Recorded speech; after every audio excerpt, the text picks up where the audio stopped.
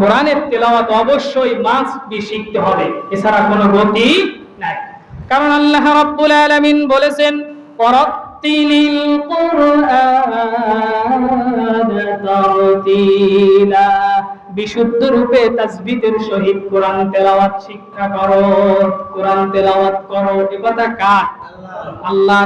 বিশুদ্ধ রূপে সুন্দরভাবে তাসবিহের সহিত তেলাওয়াত করতে বলেছেন কে? আল্লাহ তাআলা। আপনার সন্তান অঙ্ক পারে না, সূত্র শেখানোর জন্য আপনি মাস্টারের পর মাস্টার রাখেন, হাজার হাজার টাকা পিছনে ব্যয় করেন।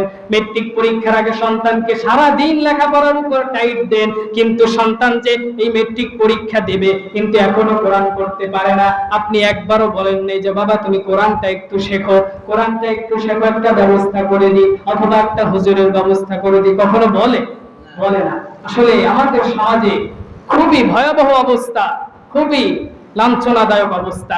100টা মুসলমান আনবেন, 95টা দেখবেন কোরআন তেলাওয়াত করতে পারে না। রাসূল সাল্লাল্লাহু আলাইহি ওয়াসাল্লাম দাওয়াত দিতেন কাদের? মুসলমানদের না কাফেরদের?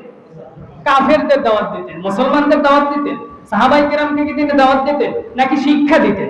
শিক্ষা দিতেন যে এইটা বললাম এইটা মেনে নেবা, সঙ্গে সঙ্গে তারা মেনে নিত। কিন্তু আমাদের মুসলমান কি এরকম? আজ পর্যন্ত জুমায় যত আলোচনা হয় কয়জন মানুষকে দেখাতে পারবেন যে মানছে? পারবেন? যদি মানতো তাহলে বাস্তবে আজকে এই মসজিদে লোক ধরাতো না, ধরাতো না। এজন্য আপনাকে অবশ্যই কোরআনের দিকে অবশ্যই তাগিদ হতে হবে। আর আজকে আমরা মুসলমানদের কি দাওয়াত দিই, কিন্তু মুসলমানরা মানতে চায় না। এই যত ওয়াজ মাহফিল হয় হুজুররা কাদেরকে দাওয়াত দেয়? হিন্দুদেরকে দাওয়াত দেয় না মুসলমানদের দাওয়াত দেয়? হাজার হাজার লক্ষ লক্ষ শ্রোতা সামনে থাকে, কারা থাকে?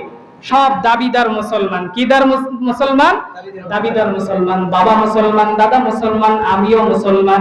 বাবা গরু খায়, দাদা গরু খায়, আমিও গরু খাই, এজন্য আমিও মুসলমান। নাকি এমন মুসলমান হয়ে জান্নাতে যাওয়া যাবে? কিভাবে সম্ভব? কোনোদিন সম্ভব না।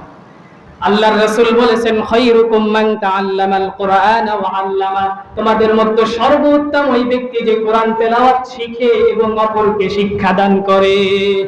সুবহানাল্লাহ।